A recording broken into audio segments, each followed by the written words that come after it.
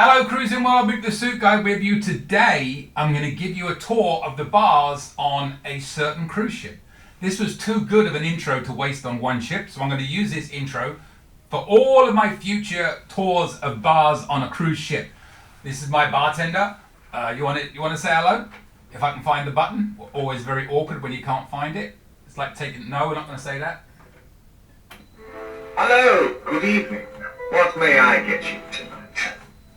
I've been told I'm the best bartender from Timbuktu to Cortland. Bally's Please, better. step up to the bar and I'll serve you what is likely to be the best beverage you've ever had. And your last. You want to do another one? Go on then. So what will it be? Bloody Mary? Witch's brew? Oh, no, my lovely patron, no charge. Your money's no good here. Orders from the house, you see. Now, drink up. It appears that the night's just begun. Alright, let's start with the Amari Bar. We'll do this alphabetically. It's midship on deck 5. As you can see, it's in a really good location. Here is where it is. It's near the steakhouse, the sushi, and the teppanyaki. Very similar position-wise to the Vista Class ships, but a slightly different layout, different color seats, and a different menu. This is obviously the equivalent of the Alchemy Bar. Well, I say obviously if you've been, and they have some Alchemy Bar favorites you can still order, but they also have a lot of mixologia italiana, if however you say that, and some Amari specials. But as always, they will always make drinks that you want as well. And there is a picture of the Amari Bar. Now let's look at the Frizzante Bar. This is midship deck 5. It's just down from where the Amari Bar is. There you go. Frizzante is supposed to represent bubbles, but I think they've gone away from that a little bit. It was supposed to be just like beers and champagnes and stuff, but I pretty much think you can find anything you want there now. It's just become like more of a regular bar. It's right by Orvaggio, which is right there, the Italian restaurant. And there is a picture. I like adding a picture. And the opposite side for seating. Not a bad place to go pre-dinner as well if the Amari Bar is full or you don't like the Amari Bar. Heroes Tribute Bar is on deck 4. If you kept going down that way, you would come to the Comedy Club, and behind you would be the casino. They have some nice seats in here. I would say a relaxing place, but if your sports team is playing, it's not really relaxing, is it? They could obviously put more seats in here if they wanted to, but I like the way they've laid it out with the more quote-unquote comfortable seats. But note, on a lot of these ships on the left-hand side, they will have a poker table. They do not have a poker table on this ship. And there is my standard now picture.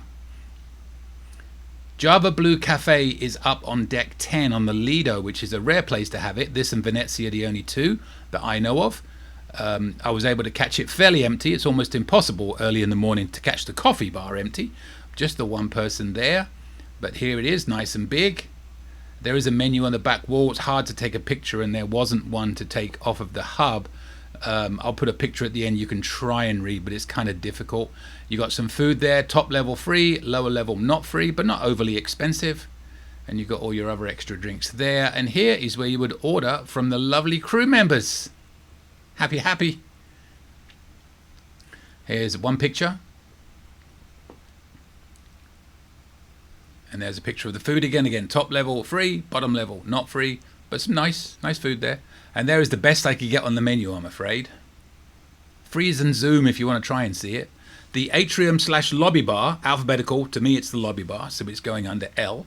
This is almost identical to the Vista Class ships, except that they don't have the fancy lights on that beam going up above the bar in the middle there. And obviously the colors are slightly different, but the actual layout is basically the same. Straight ahead over there in the left, you've got the guest services, and behind you you'll have the shore excursions desk, elevators there. And again, that beam structure there with the black and white hoops, circles, that doesn't light up like it does on the Vista Class ships. And on the right there is the early and late dining restaurant.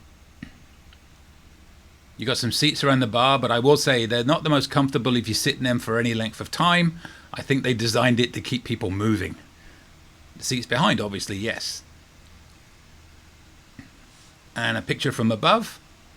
So that's the lobby bar. Now we have the Moda Bar and Lounge. They didn't actually have a location picture on the hub for some reason, but this is at the back of deck 5. It's basically the equivalent of the Havana on the Vista class, and it's basically the same, except that on the Vista class ships they typically have a stage in the middle here rather than just that open kind of disc area where the band will set up. You got some nice stuff around the outsides, as you can see. Here is the bar. Now this bar is for everybody. This is basically the terrazza area outside here. I've got a separate video just on the terrazza area with a video of all the different cabin types as well that you can look up. But this is just this part of the bar is just for terrazza guests. Private area they have. Same as a Havana, except there's no pool. There's just a hot tub on either side. But again, watch my video of the tour of the terrazza on Carnival Firenze. You'll see that, and a video of each type of cabin. There's the bar again. Now they will have a buffet out here in the morning just for the terrazza guests, but it's usually fairly quiet in here if you want to get away. There's a picture of the outside again, and another picture of the inside. And now we'll take a look at the Pergola Bar. This is up on deck 11 midship. This is not the largest bar, and it's really only open for a few hours during the day, something along the lines of 10 a.m. to 3 p.m. So it's just if you want to get away and have a quiet drink. Although if there's something happening on Lido, it will not be that quiet. And obviously, also as you can see here, it's fairly limited in what drinks they can give you. And there you are looking down at the Lido deck area with a pool. And there's not such a great picture, but it's a picture, because I like to add them. The piano bar, is it really a bar? I don't know. It's only open when the piano bar is open, and that doesn't open until about 9, 10 o'clock at night. But it's a bar, so I included it. And depending on who the piano bar player is, this will be very busy. And the piano bar player on this cruise happened to be very good, and it was always very busy. Now you notice this is kind of the opposite side to some of the other ships. I know the Panorama and Horizon, this is the teppanyaki, and the opposite side is the piano bar. On this ship it's kind of backwards, kind of like the Vista. And there's a picture. Shocker. The Vasilia Pool Bar is at the back of deck 10 on the Lido area, similar to what you would know as the Tides Bar.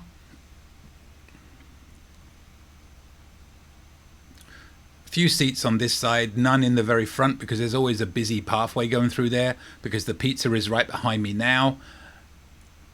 Seats around here, and also off to the right they have an area called the Chicken Shack, S-H-A-C-K. It is not like Shack's Big Chicken.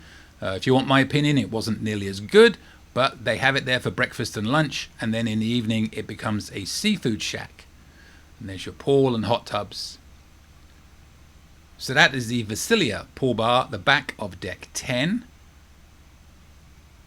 Rococo Bar is up on Lido deck. Now they don't have a red frog or a blue iguana on this ship. They just have Rococo, so it's a larger bar.